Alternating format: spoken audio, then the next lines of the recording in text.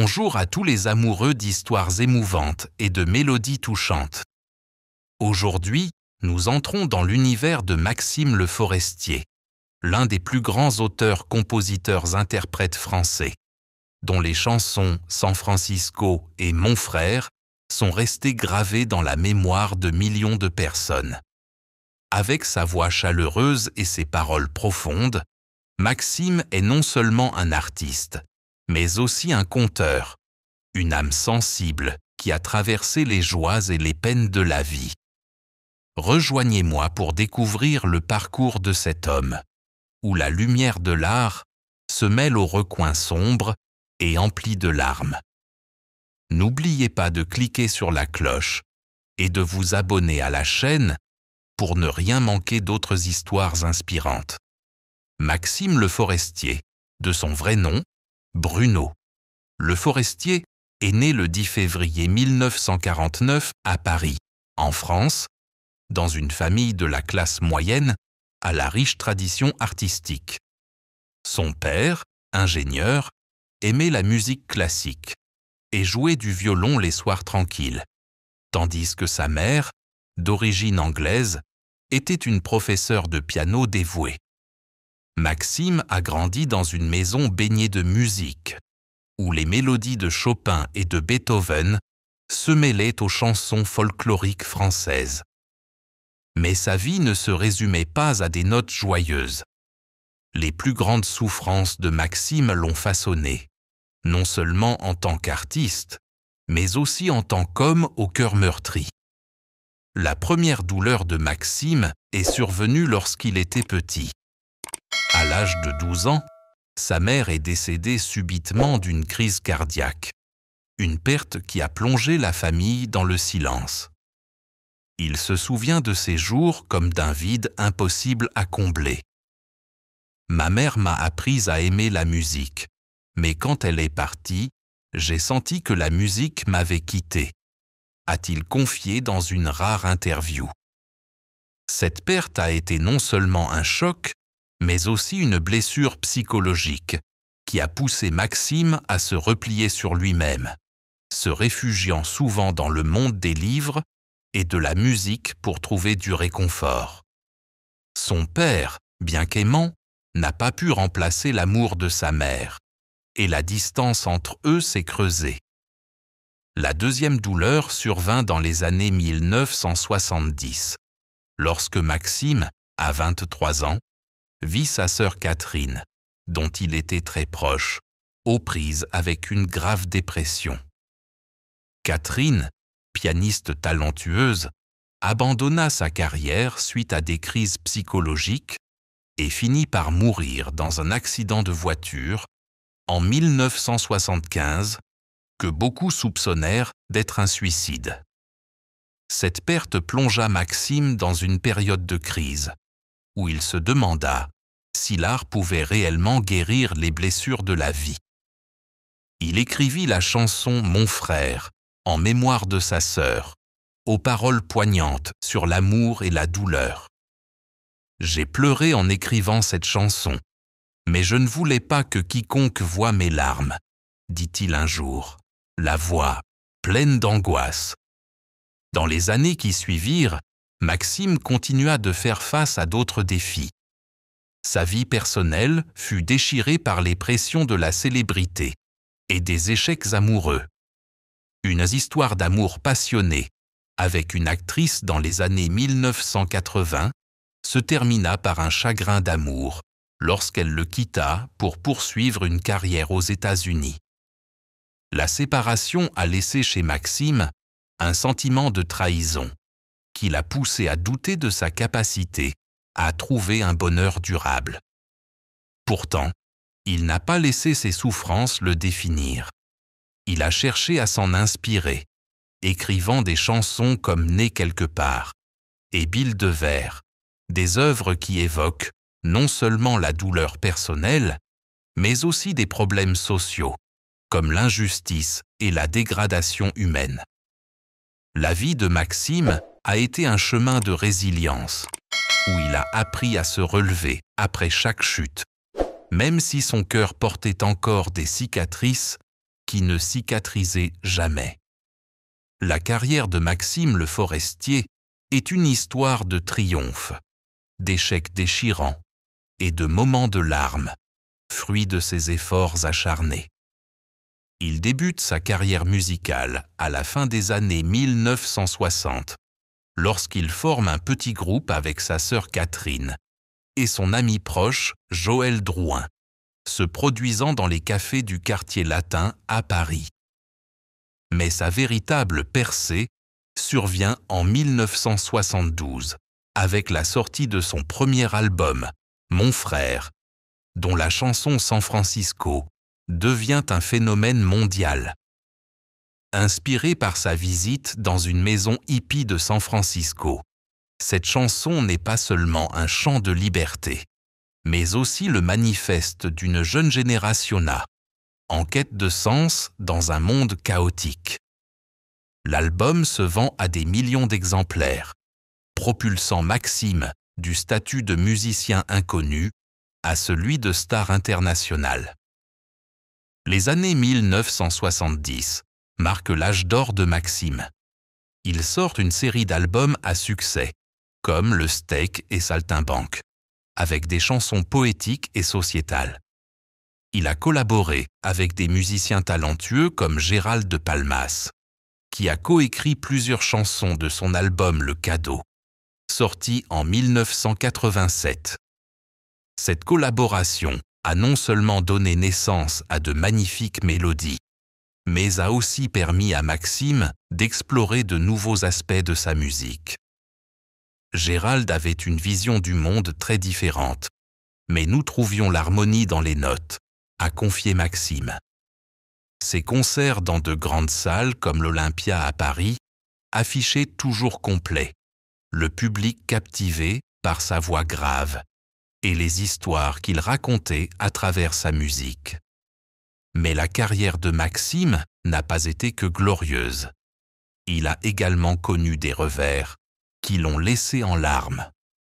En 1980, l'album Les Rendez-vous manqués n'a pas été à la hauteur des attentes du public et a été critiqué pour son manque d'innovation par rapport à ses œuvres précédentes. Cet échec a blessé Maxime, d'autant plus que certains critiques l'ont qualifié d'artiste d'une époque révolue. Il a passé des mois en studio, travaillant sans relâche pour prouver qu'il pouvait encore créer. « J'ai pleuré en lisant ces critiques », a-t-il confié un jour à un ami proche.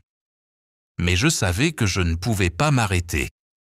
Sa persévérance porta ses fruits avec la sortie de l'album « Après la tempête » en 1983, dont la chanson « Né quelque part » devint l'un de ses classiques.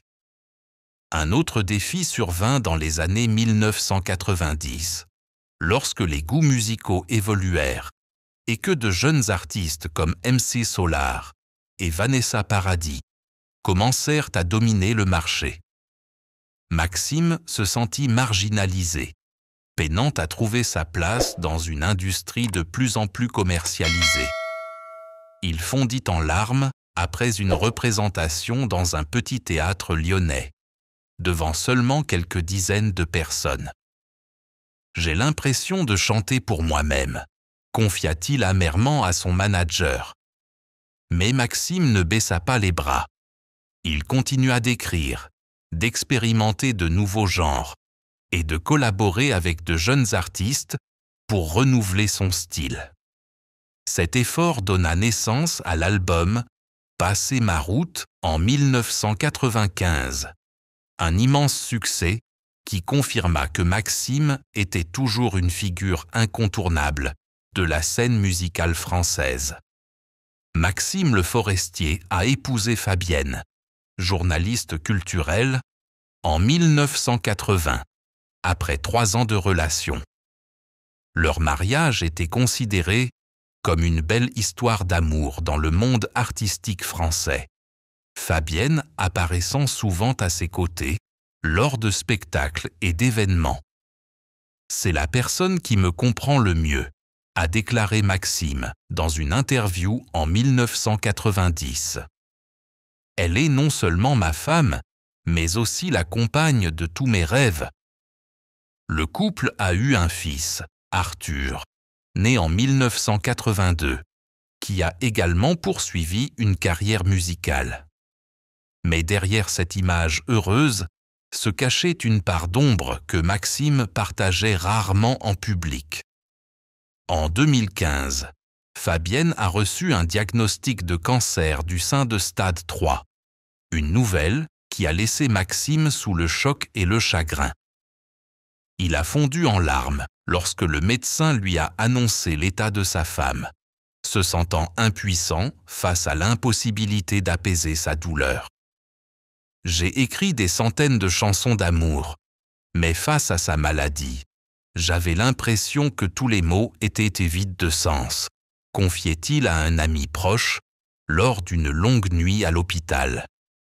Maxime a interrompu toute activité musicale pour être aux côtés de Fabienne, prenant soin d'elle pendant sa chimiothérapie et les jours difficiles.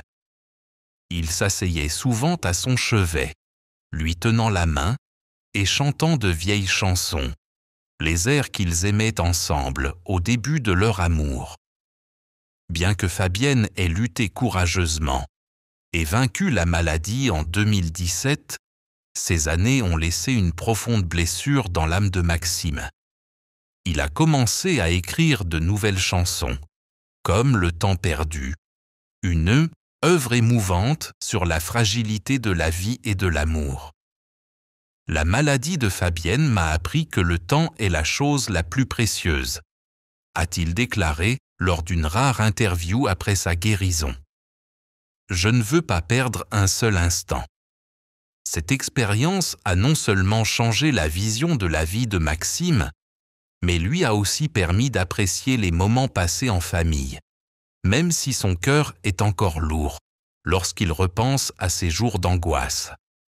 La relation de Maxime le Forestier et Fabienne fut un véritable tourbillon d'émotions, où l'amour fut mis à rude épreuve par la célébrité, la carrière et la maladie. Lorsqu'ils se rencontrèrent en 1977, lors d'un événement culturel à Paris, Maxime fut attiré par l'intelligence et la passion de Fabienne pour l'art. Elle était non seulement journaliste, mais aussi quelqu'un qui avait un don pour lire dans son âme, comme peu de gens le pouvaient. Elle m'a fait sentir que j'étais plus qu'un chanteur, mais une personne, confia un jour Maxime à Gérald de Palmas, lors d'une conversation. Leur mariage commença dans la joie, avec des soirées passées à écouter de la musique et à discuter littérature et art. Mais leur mariage ne fut pas toujours un long fleuve tranquille. Dans les années 1980, alors que Maxime était au sommet de sa carrière, la pression des longues tournées et de l'attention du public le rendaient distant. Fabienne se sentait abandonnée, surtout lorsque Maxime passait des mois en studio ou sur scène. Il y avait des jours où j'avais l'impression de vivre avec un fantôme, confia-t-elle un jour avec amertume à un ami proche. Un point noir de leur mariage résidait dans leur désaccord sur la nécessité d'avoir d'autres enfants. Fabienne voulait un autre enfant, mais Maxime, craignant que sa carrière ne l'empêche d'être père, refusa. Cela donna lieu à de vives disputes, et à un moment donné, ils furent au bord de la séparation. Les choses changèrent lorsque Fabienne reçut un diagnostic de cancer du sein, en 2015. La maladie força Maxime à admettre ses erreurs. Il annula tous ses concerts prévus pour être avec sa femme, et tous deux commencèrent à reconstruire leur relation. « J'ai réalisé que je l'avais laissé seul trop longtemps », confia Maxime à son fils Arthur, la voix pleine de regret. « Je ne voulais pas la perdre. » Fabienne, bien que fragilisée par la maladie, resta optimiste et indulgente. « Il n'était pas parfait, mais c'était lui que j'aimais », confia-t-elle un soir tranquille après sa convalescence. leur combat contre la maladie les rapprocha, transformant les moments sombres de leur mariage en leçons de pardon et d'amour durable. Maxime. Le forestier, bien que grande star, n'est pas du genre à se laisser aller à l'extravagance. Pourtant, sa carrière de plus de 5 décennies lui a permis de constituer une fortune considérable. Il possède une villa historique en banlieue parisienne, où il vit avec Fabienne depuis les années 1980. C'est dans cette maison, avec son grand jardin et son petit studio d'enregistrement, que Maxime a composé nombre de ses chansons célèbres, comme Né quelque part et Bill de verre. La valeur de la villa est estimée à 3 millions d'euros, non seulement en raison de son emplacement privilégié, mais aussi de sa valeur historique et artistique. Par ailleurs, Maxime possède une maison de vacances en Provence, où il se rend souvent pour trouver l'inspiration. Cette maison, entourée de champs de lavande et meublée dans un style français classique, vaut environ 1 million d'euros. Il possède également une précieuse collection d'instruments de musique, dont une guitare Martin des années 1960 et un piano Steinway que sa mère lui a appris à jouer. La collection est estimée à environ 200 000 euros, non seulement pour sa valeur matérielle, mais aussi pour sa valeur sentimentale. Maxime a également investi dans plusieurs projets artistiques, notamment une petite société de production musicale qu'il a fondée avec Gérald de Palmas dans les années 1990. Bien que peu rentable, cette société lui a permis de soutenir de jeunes artistes. Il possède également un modeste portefeuille immobilier et boursier, estimé à environ 2 millions d'euros. Cependant, Maxime n'est pas du genre à faire étalage de sa richesse. « L'argent ne fait pas la musique », a-t-il déclaré lors d'une interview. « J'ai juste besoin de quoi vivre et continuer à composer. » Une grande partie de sa fortune est consacrée à des œuvres caritatives, notamment celles qui soutiennent les enfants défavorisés et les programmes artistiques communautaires. La famille de Maxime le Forestier, et plus particulièrement son fils Arthur et son épouse Fabienne, sont ceux qui connaissent le mieux la tristesse qu'il a traversée. Arthur, qui a grandi dans l'ombre d'un père célèbre, a été témoin des moments de faiblesse de Maxime. « Mon père a toujours caché sa douleur », a confié Arthur lors d'une interview en 2020.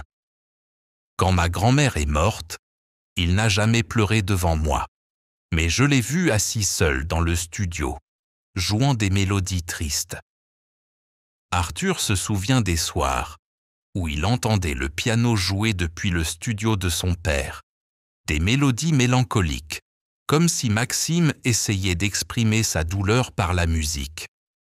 Fabienne, qui a accompagné Maxime dans ses hauts et ses bas, a également évoqué ses forces et ses faiblesses.